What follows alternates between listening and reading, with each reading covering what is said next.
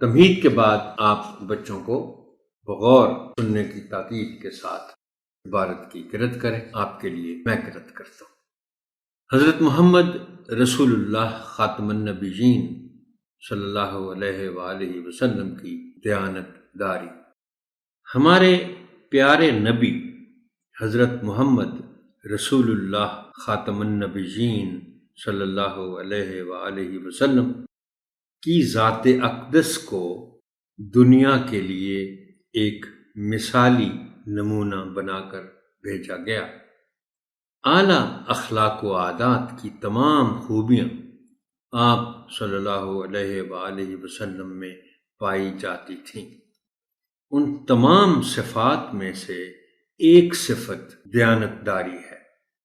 پورے مکہ میں آپ صلی اللہ علیہ وآلہ وسلم وہ واحد شخص تھے جن کو صادق اور امین کے لقب سے پکارا جاتا تھا، یعنی ایسا شخص جس نے ہمیشہ سچ بولا ہو اور ہمیشہ امانت و دیانت پر قائم رہا ہو۔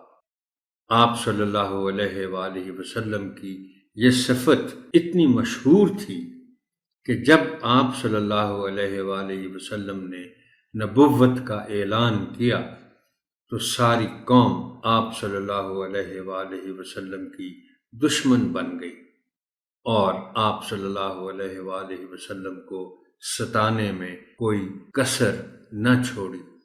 لیکن اس حالت میں بھی کوئی بھی مشرک ایسا نہ تھا جسے آپ صلی اللہ علیہ وآلہ وسلم کی دیانت و صداقت پر شک ہو، بلکہ وہ اپنی امانتیں حضرت محمد رسول اللہ خاتم النبیین صلی اللہ علیہ وآلہ وسلم کے پاس ہی رکھتے تھے۔